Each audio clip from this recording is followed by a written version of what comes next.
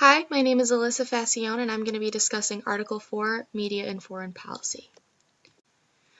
The word media is defined as the main means of mass communication, such as radio, TV, newspaper, internet, and social media.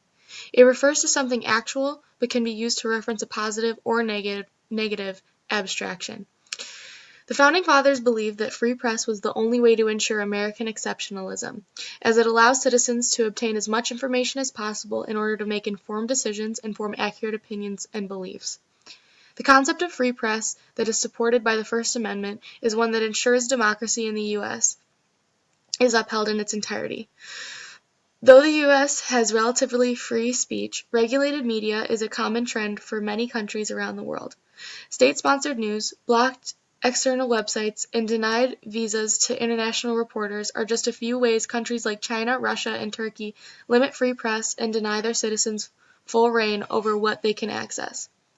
Some countries go as far as to arrest or even kill journalists that take a stand against limited speech laws. Though media is essential in informing the public and allowing widespread communication, it does have some negative aspects. The virtual world allows for organizations like ISIS to communicate covertly on the dark web, where the public cannot view it. The media can be used for hacking, publishing fake news to damage reputations, stealing personal data, and creating negative and/or incorrect propaganda. In a letter to Mullah Muhammad Omar, the Taliban's supreme commander, Osama bin Laden said that 90% of the preparation for war is effective use of media.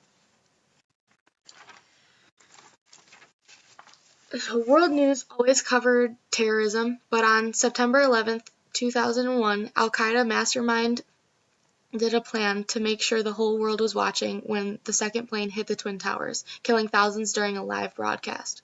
When horrible acts like this occur, the news often displays dramatic images, provides regular updates, and posts pictures of stunned victims, tearful bystanders, and even loud politicians to add to the feelings of horror that those watching experience.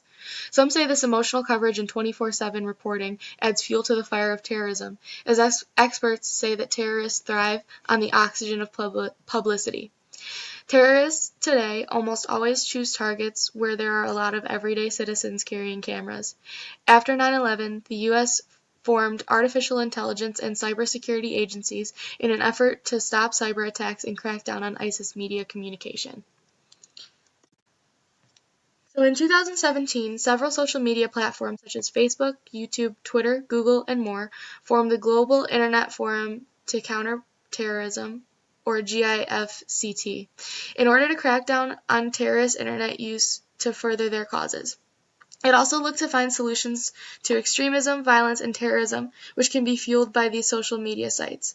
In fact, according to the Center for Strategic and International Studies on Countering Violent Extremism, digital platforms and increased access to smartphones and internet connectivity help facilitate radicalization and recruitment.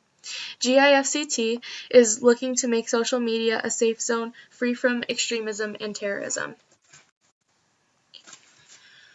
So in the 21st century, American media has had a large impact on foreign affairs and foreign policy. But after powerhouse social media platforms like Twitter and Facebook emerged, the U.S. foreign policy establishment learned that divert resources were needed in order to address the new realities of engagement. High internet presence was necessary to limit terrorist propaganda spread through free and public internet. In the first Obama administration, it was clear that social media was becoming a more helpful tool to survey, view public opinion, and spread policy information. However, the Obama administration used various techniques that made people question their value for the First Amendment.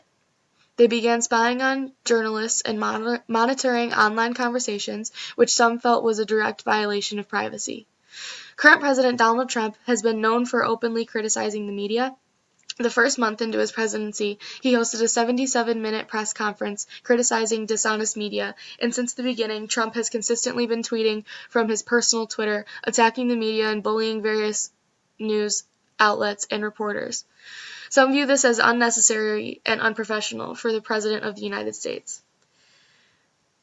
Media extends the reach of any message. Twitter has become a platform for foreign ministries and heads of the government to extend their policy messages farther and faster than ever before. According to to diplomacy, 178 countries have Twitter accounts that belong to their heads and states of government. Trump uses Twitter much more than other world leaders and is criticized for posting false statements and calling out his own administrative representatives. So, in my opinion, I feel that social media is important in creating an open line of communication between foreign policymakers and the people. Social media keeps people up to date in a political world where so much is going on at all times, and it gives government agencies access to public opinion in addition to what other countries are up to. I think social media has its positives and negatives, but in terms of keeping citizens informed, it is most helpful and is the fastest form of news and communication that has ever existed. Thank you.